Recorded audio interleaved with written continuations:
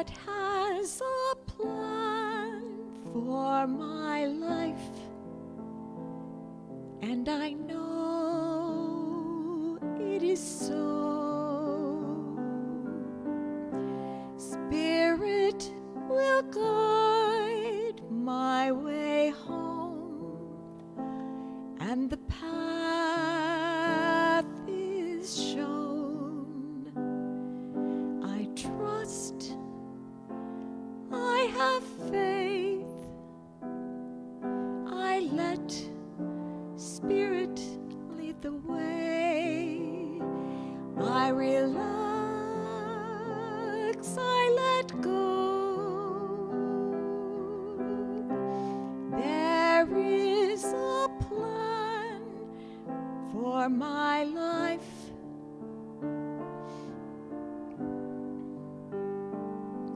God knows. Life, it is a song, it's in the air. I am breathing. Hope, it is a thought, it's in the prayer. I am praying. Peace, it is a dream. I feel it beating in my heart. And love, it is the bond uniting all as one in my song. Life, it is a prayer, it is a dream, it is a breath, it is my song.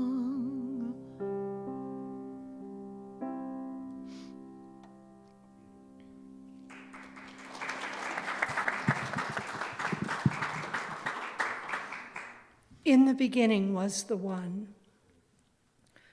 presence of the undivided and unmanifest pure spirit of life, light, and love. In its generosity, it shared itself, its consciousness, and its love in the visible form of creation. We acknowledge this presence within us and as us.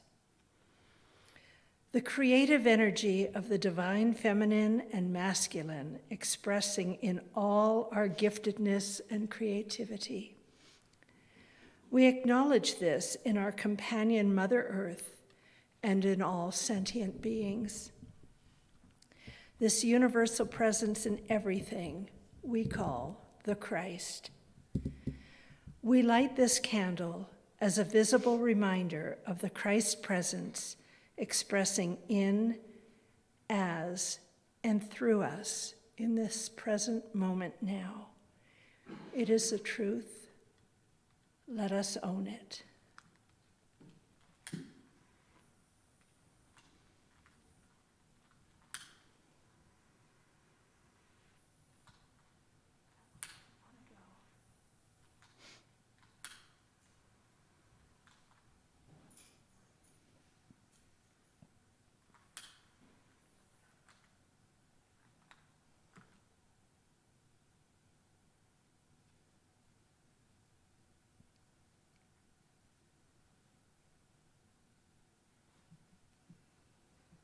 Good morning. Please join us for our opening song. It's called I Release, Spirit Fills My Soul. The lyrics are very simple. I release, Spirit fills my soul, I let go.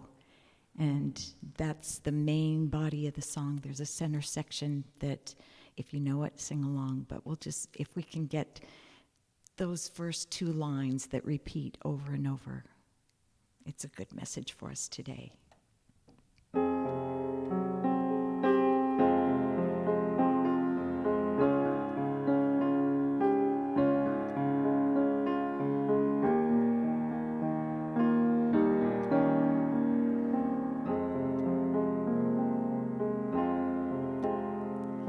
I release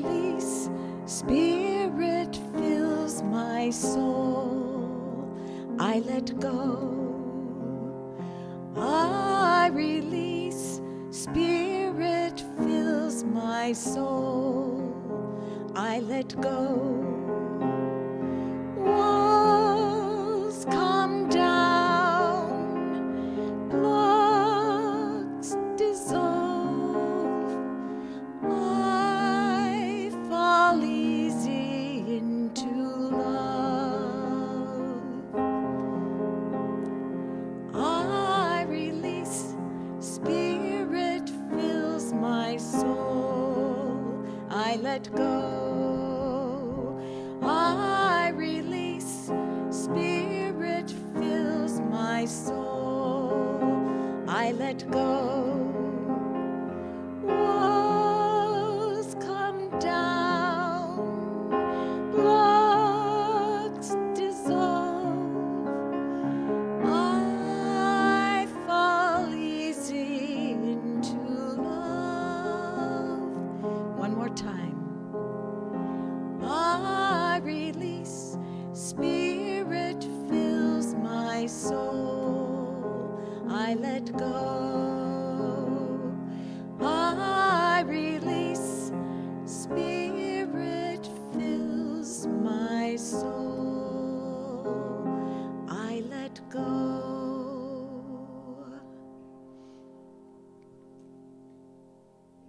So that was beautiful. Thank you. And my name is Liz. I'm your platform assistant. And I'd like to welcome you all to Unity Spiritual Center. We're a spiritual community dedicated to co-creating joyful lives through positive thoughts, words, and actions. Today we have as our guest minister Nina Clark from Unity of Linwood, and Marcia is doing our music today, so thank you both for being here.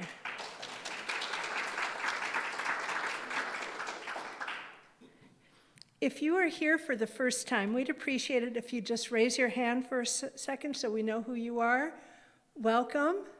Welcome. We are so glad to have you with us, and we want you to know that whoever you are and wherever you might be on your spiritual path, you are always welcome here. So thank you for coming.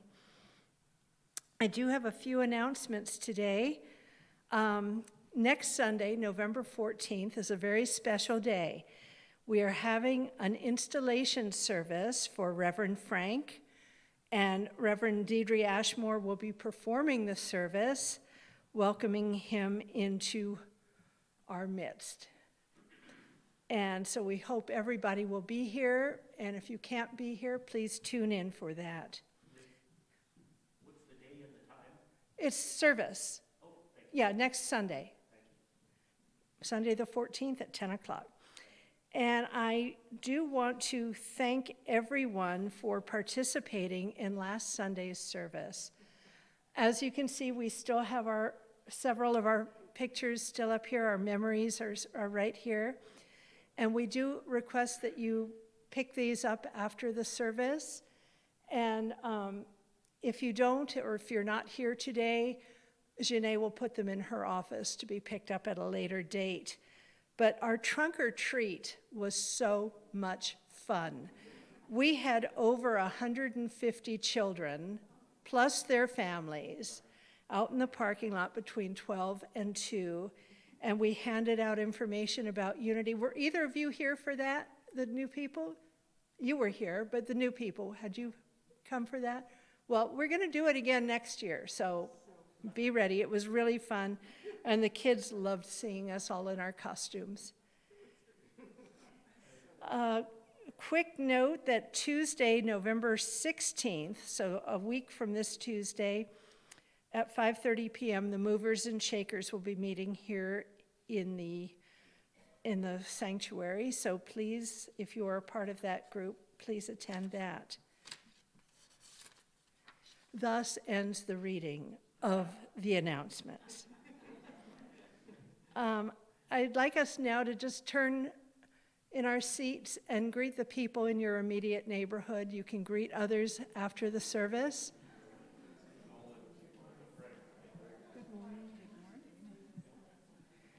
Thank you.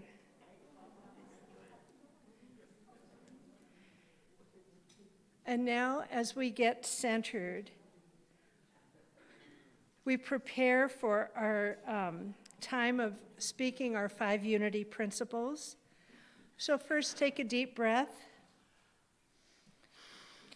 and gently release.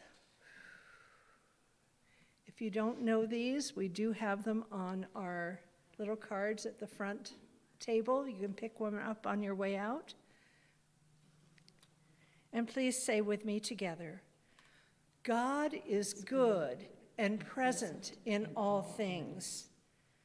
The holiness of God is my own true nature. I am creating my experiences by how I think. My thinking is guided by my daily affirmative prayers and affirmative actions. I follow and am sustained by these values in every way, every day, and so it is. And now, as we get ready for our time of reflection and meditation, please hold the words of this meditation hymn quietly in your heart. If you know the words, please sing along.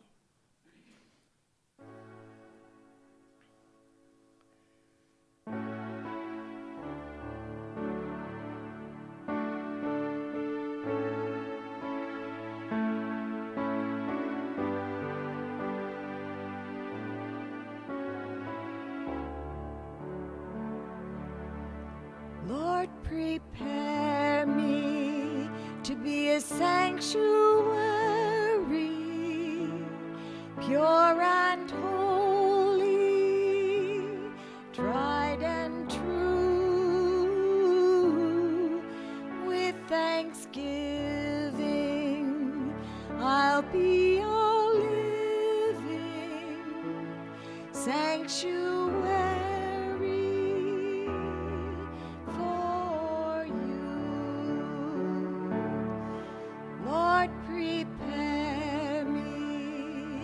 Be a sanctuary, pure and holy, tried and true.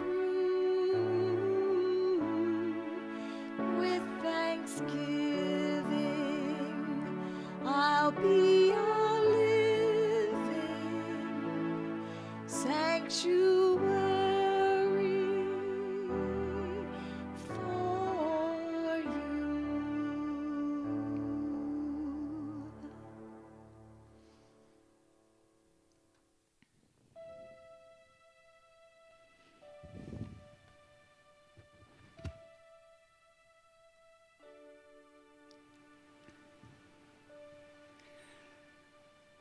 I invite you to close your eyes with me. Take a breath. And as you inhale, gather yourself and bring yourself fully to this moment, to the right here and now. And as you exhale, release any tension that you might be holding.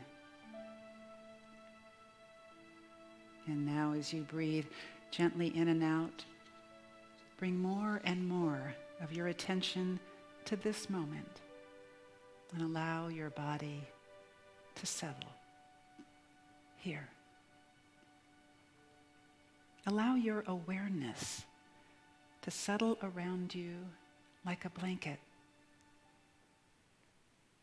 Be aware of your body, the sensations of breathing, and other sensations that may be happening deeper in your body. Be aware of the feel of your clothing against your skin. And then allow your awareness to expand to include the area around your body, because you are more than your body. let your awareness find the edges of your energetic self.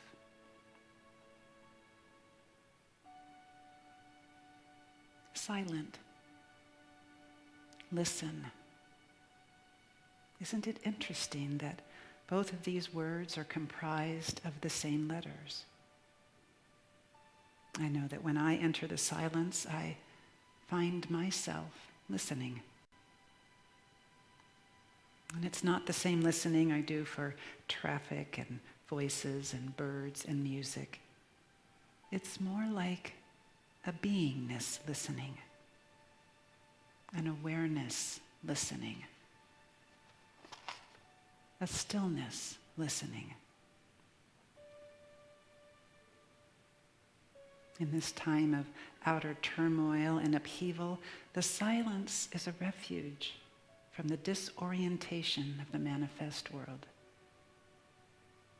The silence is a place where we can retreat to find our center again, to catch our breath, to remember the truth of who and what we are.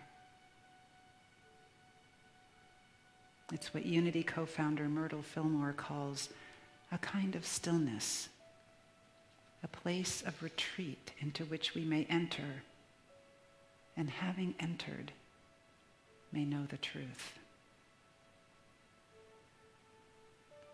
This stillness is a place to listen to God. And as the stillness settles into us, to find clarity and inspired action.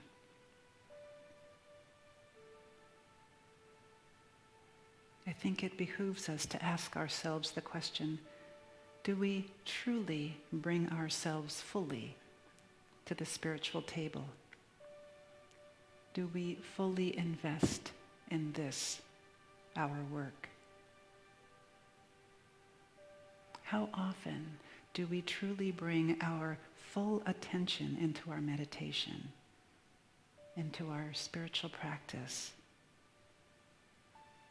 How often is there some little pocket of something else going on? And we know it, and yet we let it be there. We have excuses for it, reasons for it. Some thought we don't want to forget. It's important. A door we leave cracked.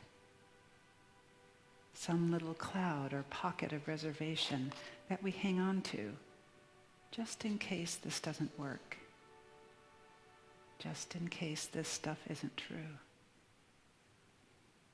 And then we won't be disappointed. That part of us gets to be right. That need to be right and the fear of failure might be stronger than the willingness to fully commit and risk perhaps not being right.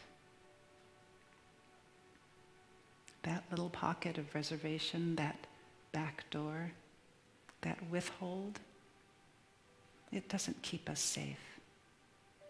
It keeps us trapped. That reservation, that withhold is what is between you and the glorious expression of the fullness of life as you.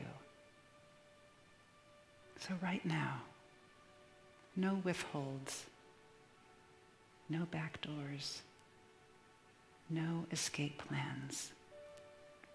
Let us be willing to bring our full selves now to this moment, just sitting, listening, breathing, right here, right now. Bring your full attention to your breath. Notice the movements of your body as the air travels in and then back out into the world. And then into your body and back out into the world. And as you sit, just listen. Open your heart. Open as much as you can. soften and listen with your whole being. Listen with all of your attention. Listen with sincerity.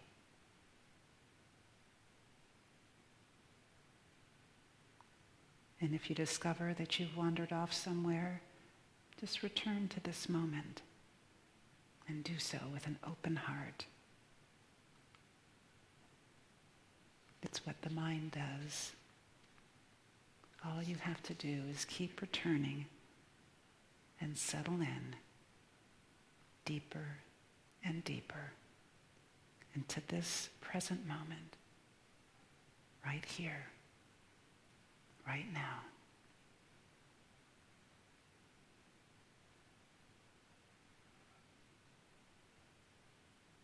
Know with me that there is only one substance, and we are made of it.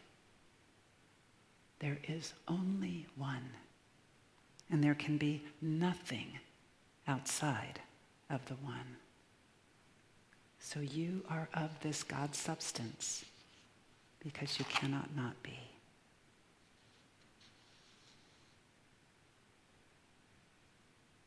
From this deep place of stillness, let this knowing birth our thoughts, guide the words we choose to express them with, and the actions inspired by our thoughts. And so it is.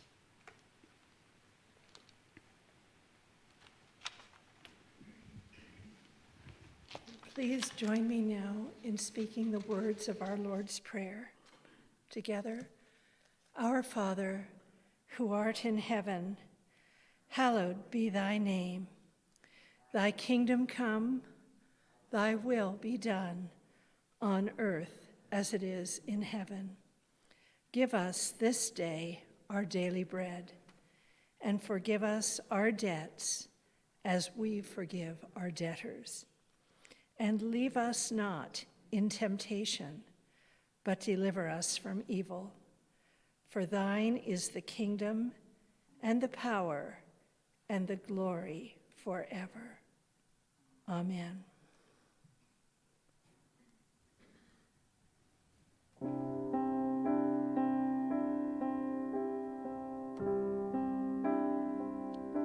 I will surrender to my greatest, highest good.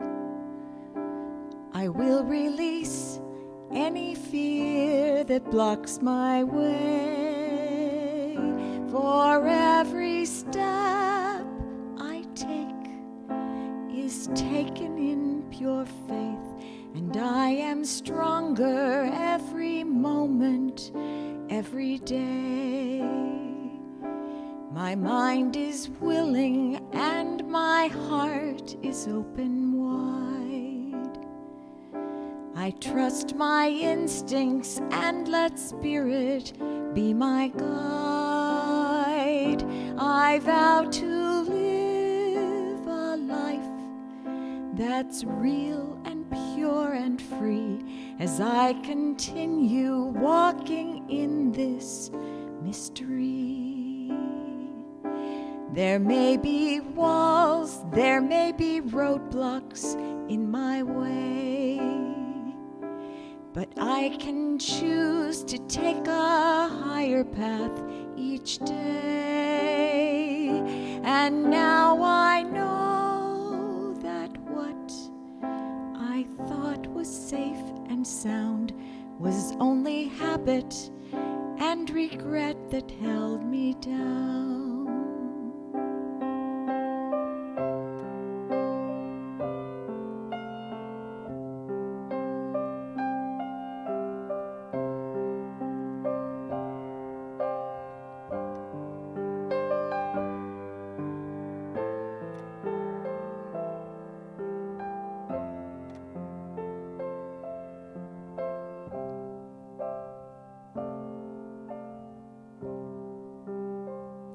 I will surrender to my greatest, highest good.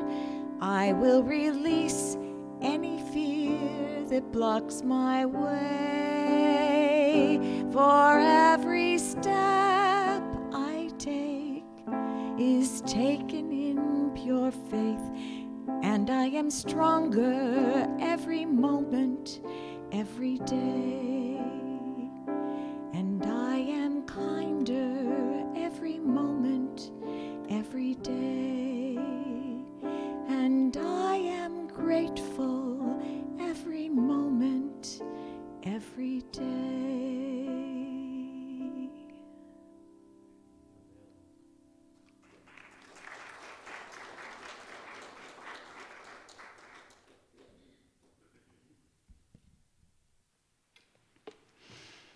Good morning. Thank you for having me here. And before we get into anything, congratulations on your new minister. Wow.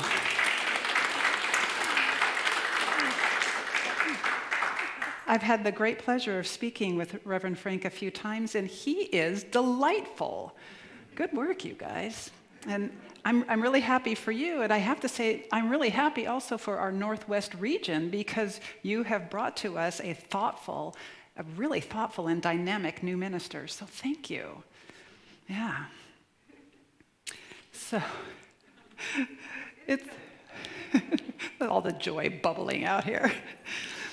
It's been said that there are two kinds of teachers: those who teach and they teach what they think students most need to learn.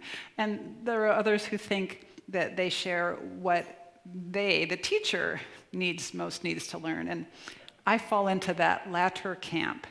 That which I so passionately want to learn and embody are the things that I love sharing with you, my fellow spiritual travelers, on this path, as Myrtle calls it, of spiritual awakening. So thank you again for being here with me this morning.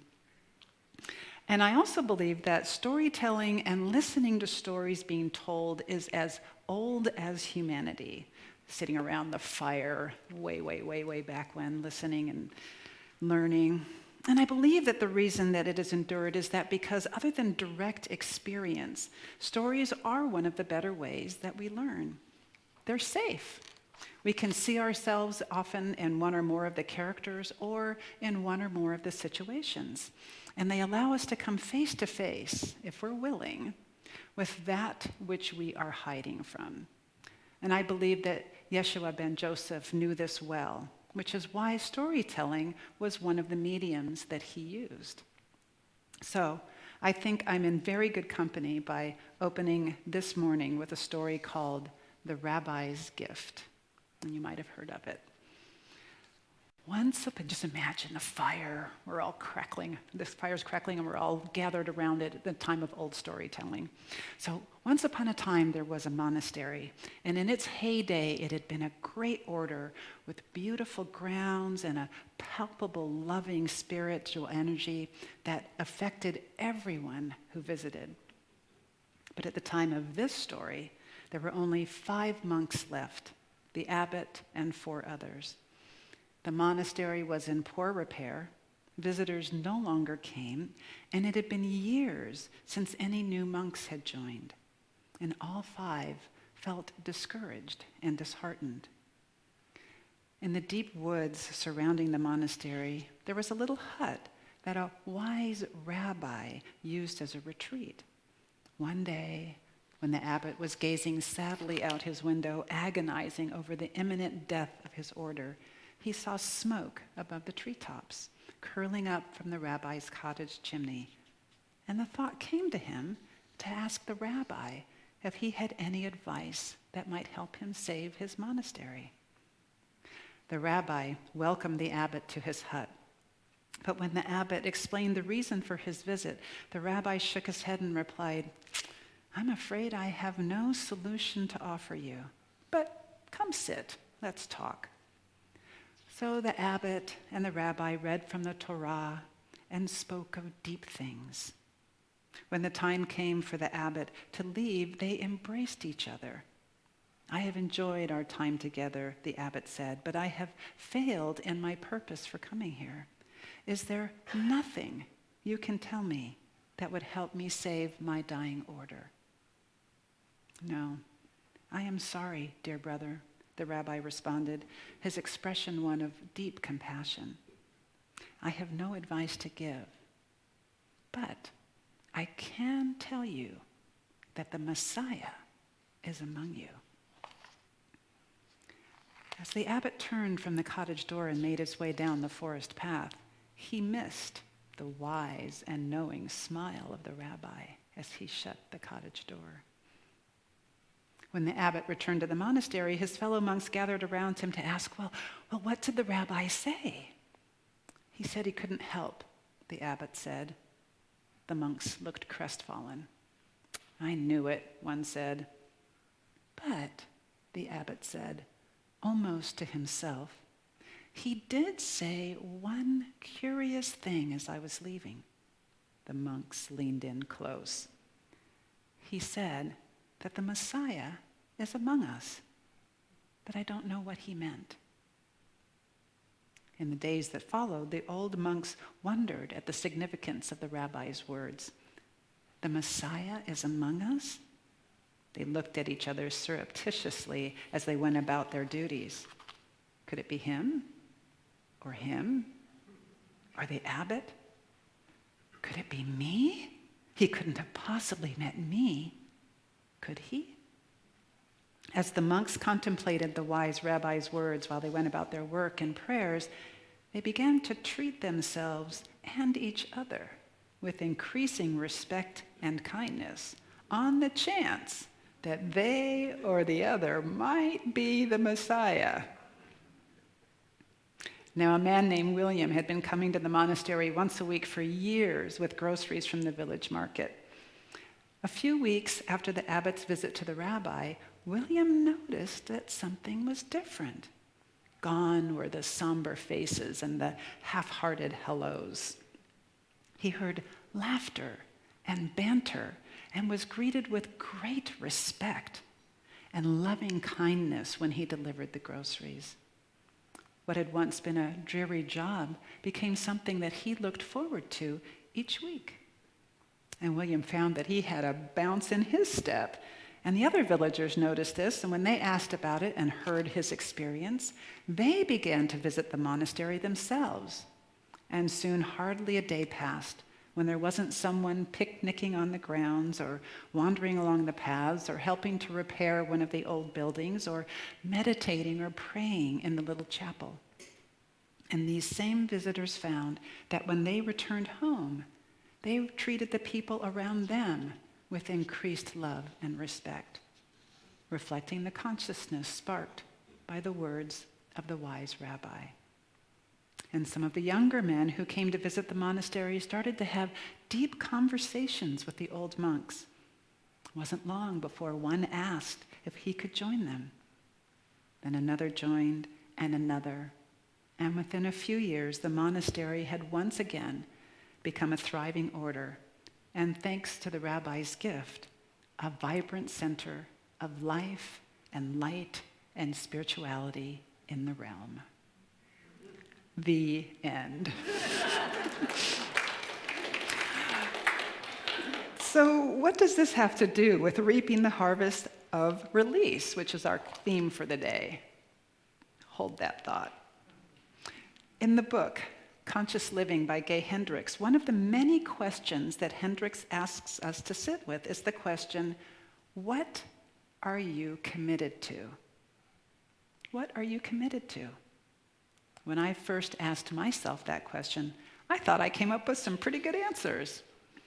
Then, after looking at it through the lens of conscious living, some of my answers changed. And when I look back at my life through the lens of this question, I see a lot of things from a different perspective. What I discovered is that what I think I'm committed to is not always what I am actually committed to, because what I am actually committed to is invisible to me because I am so familiar with it. It's like looking through a window that's been dirty forever.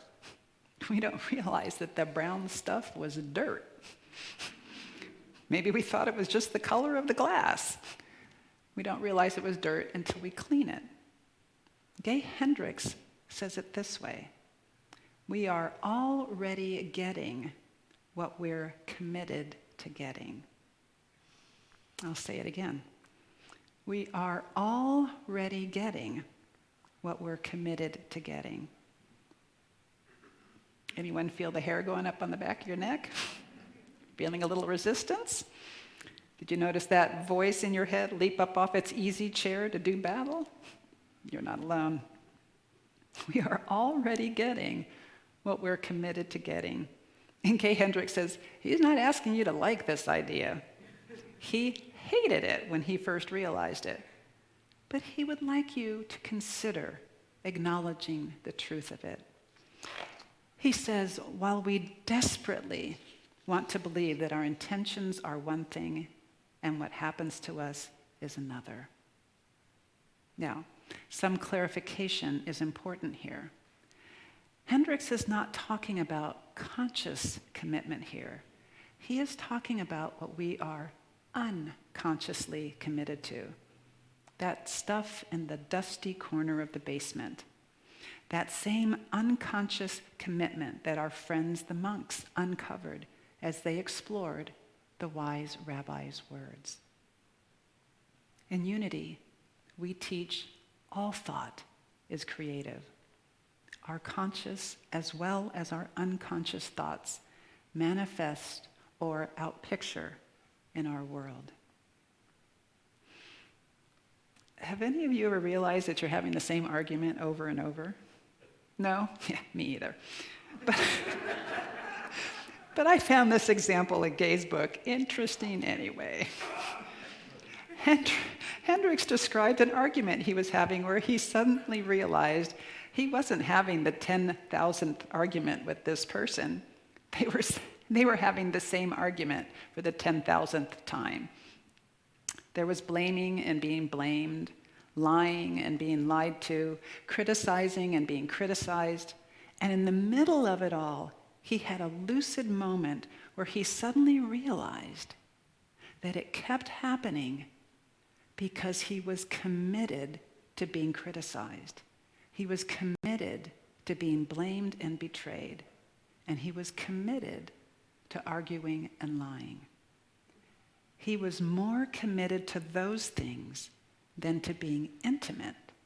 And being intimate, was what he thought he was committed to. And when he realized this, he saw that he'd been enacting this story from when he was very young in various ways. So what might we be more committed to than what we think we're committed to? Are we more committed to being right than to peace? Are we more committed to safety than intimacy? Are we more committed to being a victim than to taking responsibility? Are we more committed to can't than to can? And if we're more committed to these invisible beliefs, how can we create a world that is more peaceful, loving, or responsible? I mean, if I can't do that in here, how am I going to do it out there in the world of form? We bring the fullness of who we are to whatever it is we are involved in. And the fullness of who we are means both that which we are conscious of and that which we are not conscious of. So to grow ourselves, we need to come to know ourselves. And that includes that stuff in the locked chest in the far back corner of our dusty, cobwebbed, subconscious basements. That stuff within ourselves that we're blind to. That which has been there for so long, and we're so familiar with it, that we not only don't see it, we often can't. Just like that dirty window we thought was brown glass. According to Matt Licata in his book, A Healing Space, he says true healing and transformation are in large part discovered in the unknown, in those unfamiliar voices, thoughts, feelings, and images that dwell deeper in the soul, in those realms of experience not always lit by conscious awareness. Although a part of us genuinely wishes to heal, awaken, and transform, there are lesser known hidden parts that have an unconscious investment in maintaining things the way they are. But once we see this stuff, then we can do something about it. And this doesn't mean we abandon ourselves or judge ourselves. Instead, we reap the fruits of becoming aware. We bring those parts of ourselves home as the harvest. We are now at choice. I see what I was doing, and now I can choose something else. I like to think that as each monk in our story contemplated the wise rabbi's words, he began to entertain the possibility that the rabbi might mean him. And as he did so, he began to see that he had thus far lived committed to the idea, invisible until that moment, that he was not, nor could he be, the Messiah. And to date, he had treated himself thusly.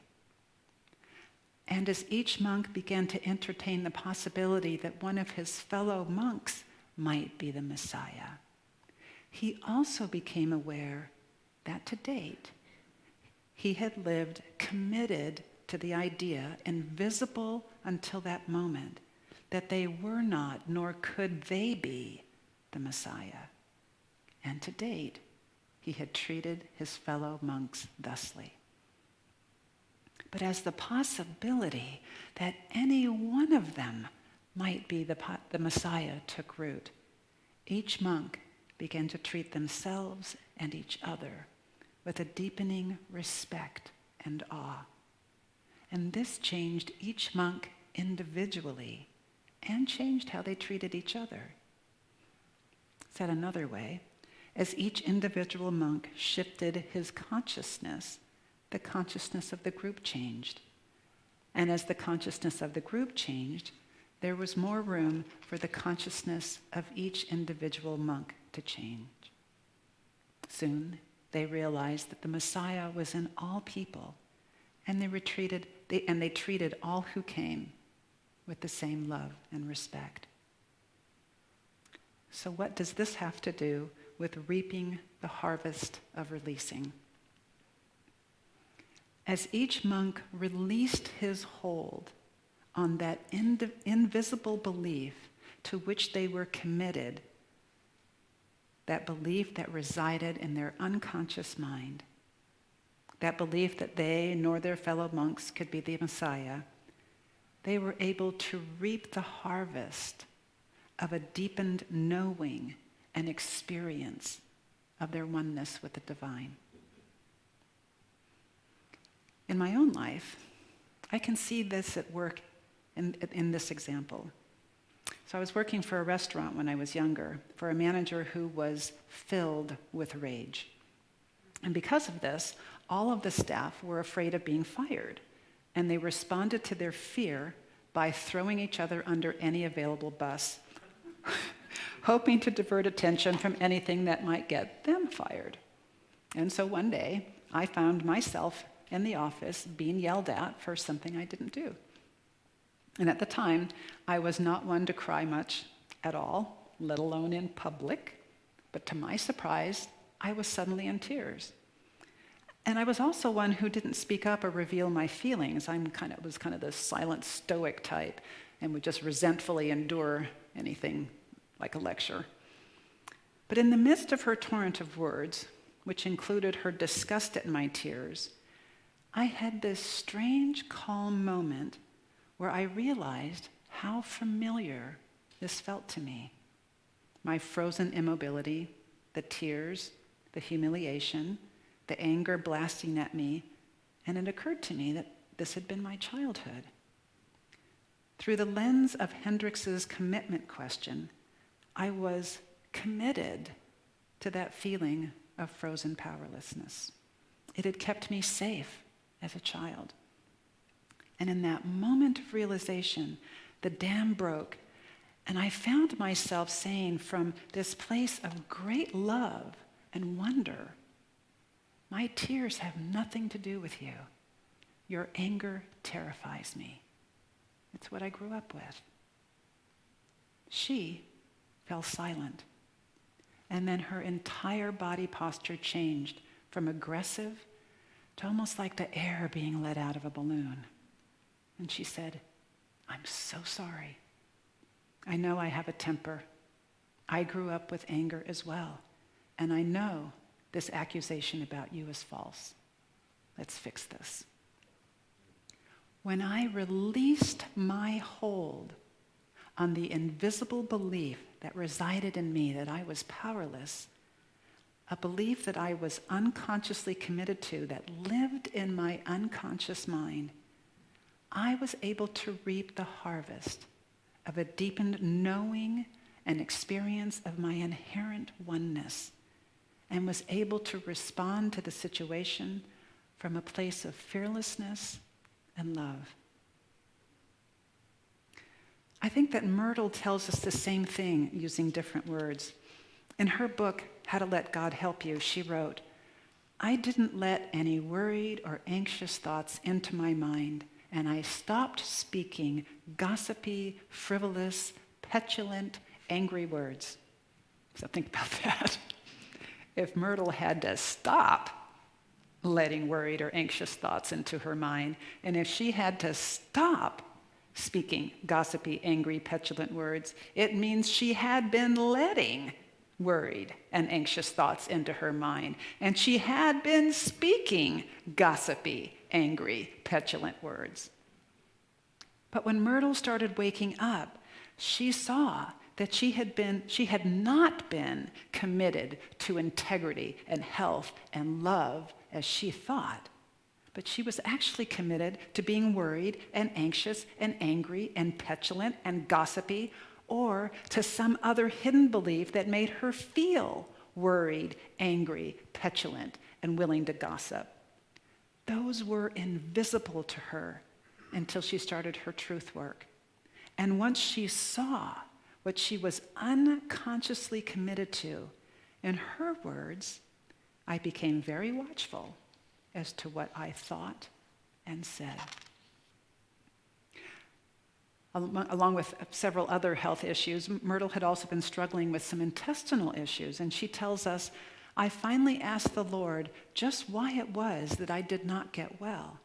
I had gone all through my consciousness to see what it was that held me. And Spirit said to me, you have looked among your faults. Now look among your virtues. She goes, I thought that's strange. But soon it came to me that I had tried to keep my feelings to myself, taking great pride in the fact that I never let anyone know just how I felt when anything displeased me or hurt me. I found that I did not feel as sweet and poised on the inside as I seemed outwardly. So we can deduce from Myrtle's words that while she thought she was committed to being sweet and poised and honest, after all, she took great pride in not letting anyone see beneath the veneer. When she looked deeper, she saw that that wasn't true. And as Myrtle released her hold on those beliefs to which she had been committed to, which resided in her unconscious mind, those that did not serve her spiritual awakening, she was able to reap the harvest of a deepened knowing and experience of her inability to be separate from God. And in her words, real poise and the ability to keep my thoughts and feelings truly free. Said another way, the beliefs that we hold that do not serve our spiritual awakening, whether conscious or unconscious, really can almost always, if not always, be traced to a belief in our being separate from Spirit. And there is no part of who we are or who we were that can be separate from this ground of all being of which we are emanations of. When we allow ourselves to become aware of those unconscious beliefs, when we are open and willing to see, then we are able to release our hold on our belief in separation, however it is manifesting, and reap the harvest of that release. The harvest being a deeper knowing and experience of our wholeness. And the more profound our knowing of our intrinsic wholeness, the more of God's great good can manifest in our experience. And not only for us individually, but collectively. And if we remain committed to those invisible beliefs that do not serve our spiritual awakening, when we choose to not do our own inner work of discovery, then we lose out on the opportunity to reap the harvest of release and the bounty that results. So what are you committed to? This is the work I love to do, and so I share it with you with an open heart. Let's dig deep and look for the places where we don't know what we don't know. And like Myrtle, we can turn within and ask to be shown where we are blind, because we live immersed in a wisdom that knows and is happy to show us if we are but willing. Thank you.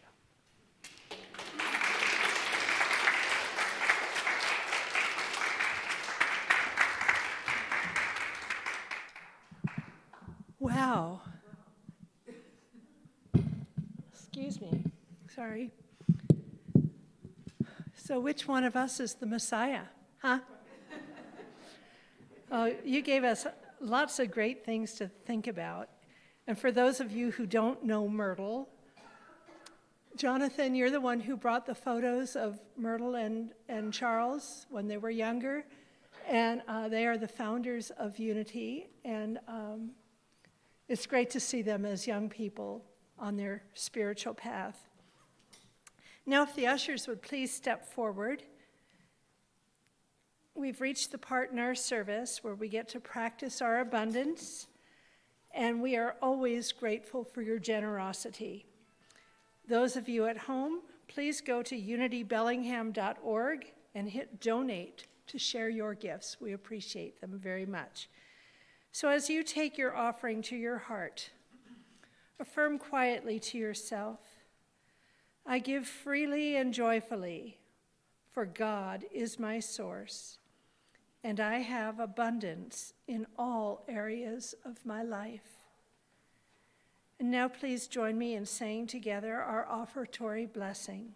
Together, divine love through me blesses and multiplies all that I give, and all that I receive. And so it is.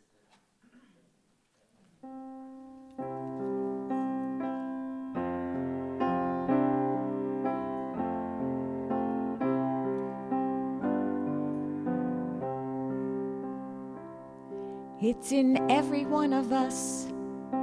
I just remembered, it's like I've been sleeping for years.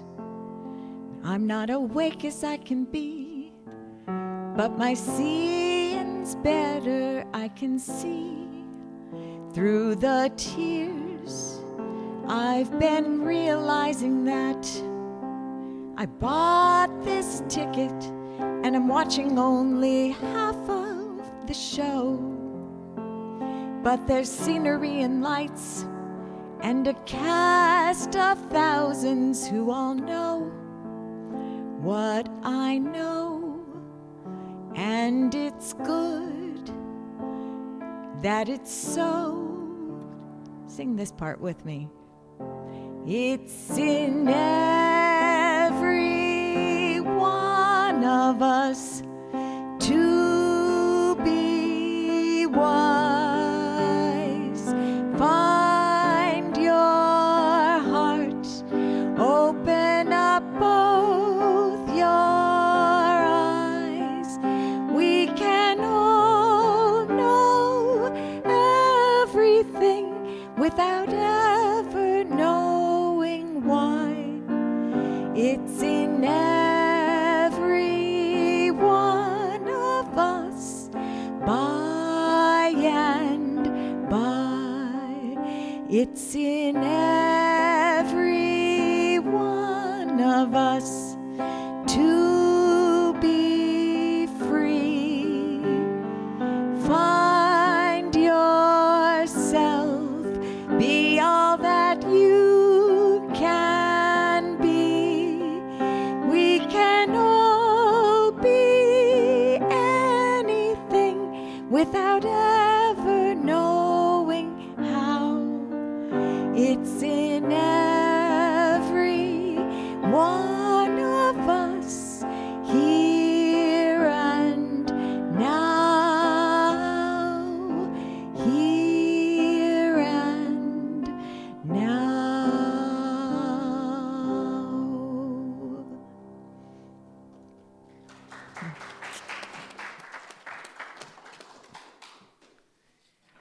Thank you, and it is in every one of us. And we bless these offerings as we bless our lives to the service of the Christ, knowing that as we give, we receive, and we do so lovingly, willingly, thoughtfully, and in the light of Christ. And so it is. Amen.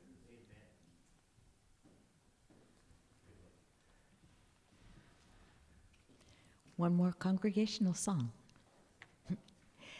This is a Rickie Byars tune called I Trust in God.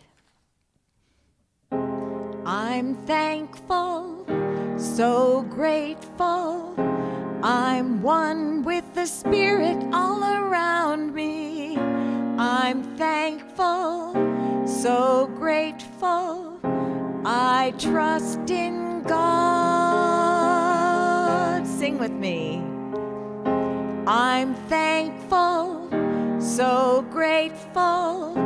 I'm one with the Spirit all around me. I'm thankful, so grateful. I trust in God. One more time. I'm thankful, so grateful. I'm one with the Spirit all around me. I'm thankful, so grateful. I trust in God. Next verse is I surrender. I surrender, I surrender. I am one with the Spirit all around me.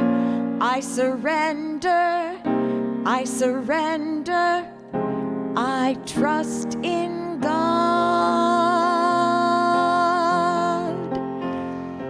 I surrender, I surrender.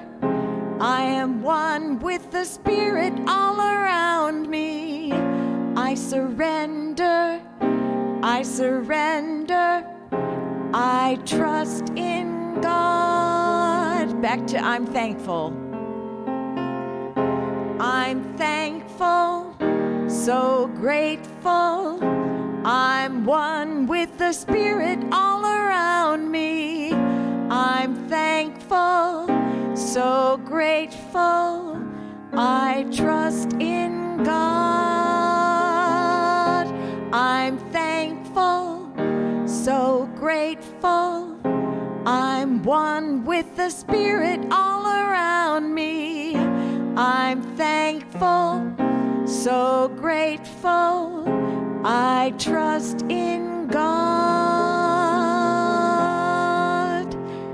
surrender. I surrender. I surrender.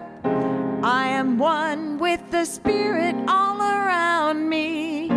I surrender. I surrender. I trust in God. I'm thankful, so grateful. I'm one with the Spirit all around me. I'm thankful, so grateful. I trust in God. Thank you.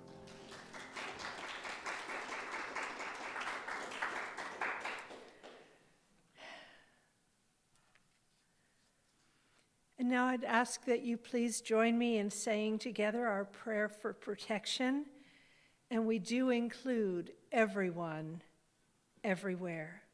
Together, the light of God surrounds us. The love of God enfolds us. The power of God protects us. The presence of God watches over us. Wherever we are, God is, and all is well. And I thank you for being with us today. We are also very thankful and grateful for your participation in our services, and we look forward to seeing you next week. And I do wish you a very blessed week ahead. And now please rise. We're going to sing our peace song.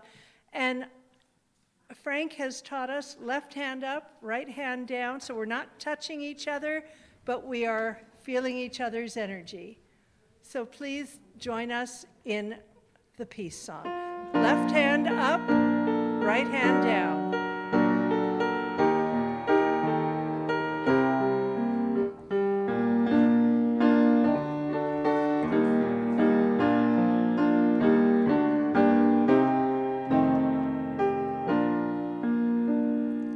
Let there be peace on earth, and let it begin with me. Let there be peace on earth, the peace that was meant to be, with God as creator, family all are we.